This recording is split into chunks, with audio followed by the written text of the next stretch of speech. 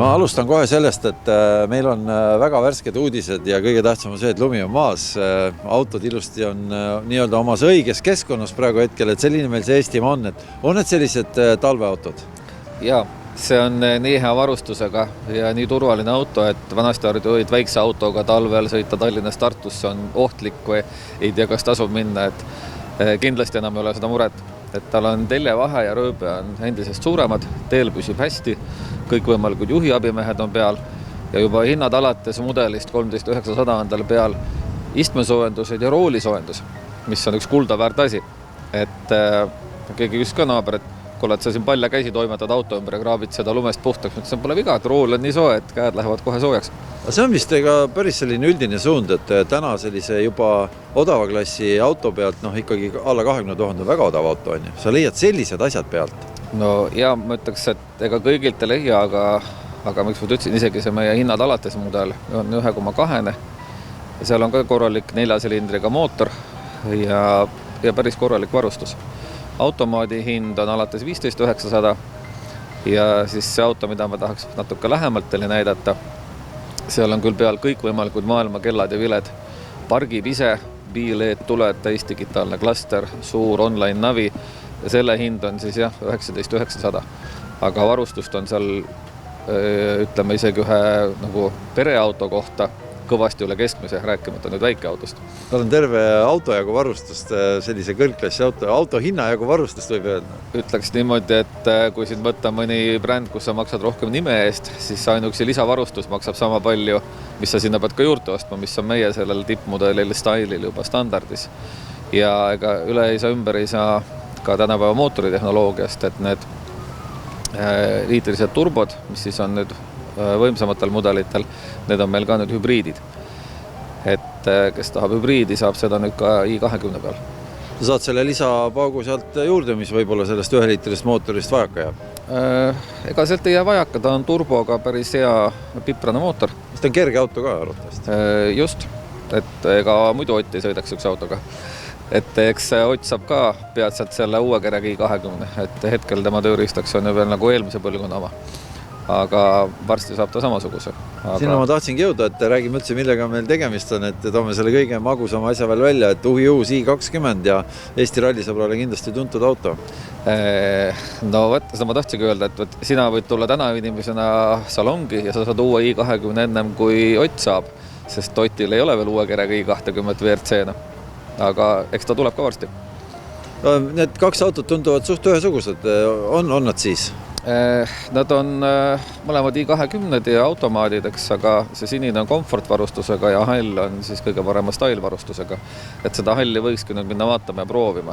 Et ma arvan, nii mõnigi vaata imestab, mis asjad on kõik ühele väikeautole külge kruvitud. Me võtsime sinu appi, et nagu me Erki jutust aru saime, siis seda tehnikat on nii palju peal, et meil ei ole aega olnud endal autoga tutvuda, et Silver hüppab kohe sinna rooli, et aitad teda vähe, et on asju palju. Jaa, võtan Silveri kaasa, vaatame üks põnevamad asju on võib-olla sellise väikse auto puhul ise parkimine. See ka veel peal? Just. Et see auto on B-klassi auto, aga seal on seda varustust ja ohutusvarustust, nagu Erki juba vihjas on, ma mõtlen rohkem kui sinna nagu füüsiliselt võiks mahtuda. Mis seal veel on? Äkki tood välja ära, aga me ei jõua kõiki nagu üle käia? Jaa, üks hea asi on adaptiivne püsikõrsoidja on ju.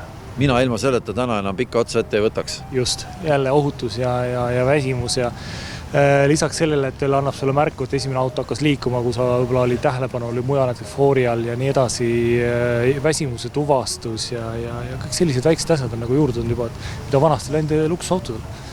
No aga vaatame, paneme saatejuhi rooli ja las ta otsustab ise, mis seal on, et minge aga hüpake asja juurde. Teeme nii. Räägi natukene, mis see siin täpsemalt on? Kõigepealt on hea tehniline element on digiklaster, täis digiklaster, mis on siis juba komfortvarustusastmel digitaalne, see on nüüd style-auto. Sa saad seda välimust muuta, kas siis sportrežiimis punaseks, siis saad sinna sellised kolmemõõtmelisi kuubikuid panna, kui sa tahad olla eriti selge trendikas on ju.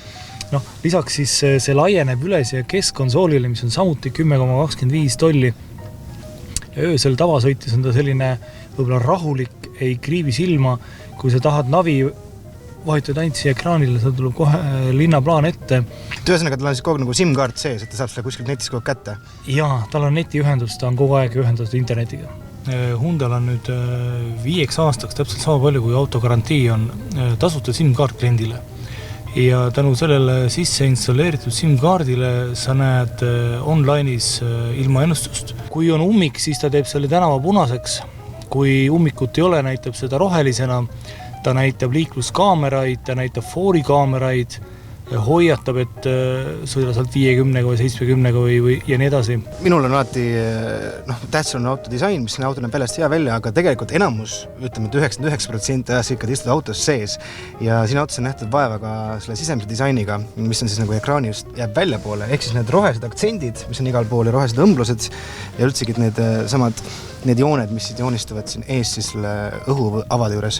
Jah, et siin on selline laimtoonis pakett lisatud juurde ja annab sellise erilise värskuse ja jälle omapära, et isikupärasele autole, et ütleme niimoodi, et kuidagi, kui nüüd vaatad juba neid elemente, siis ilma selleta ei tahakski, et see nagu nii palju annab juurde, et see on jah, selline trend, kuhu poole see autode isikupärastamine liigub. Lisaks on võimalik valida sul, see on siin nüüd tume sisu, on ka olemas heledama hallisisuga autod ja nii edasi, et ma usun, et kõik, kellel on oma sellise nägemus ja asju, et see leiavad omale sobiva.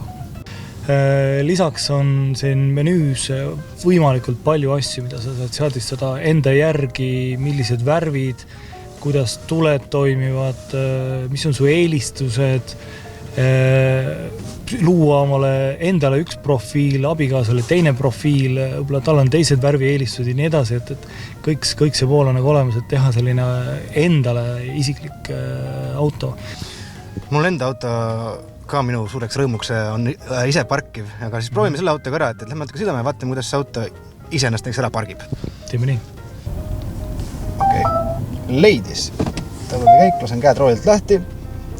Mina ei tee mitte midagi, ainult jälgin piduri pedaali ja seda lume asja on tõesti vähe koristatud, seda on siin palju, aga mul rühib läbi ja tagant juba me käiku vahetame ja põhimõtteliselt ongi külgboks tehtud.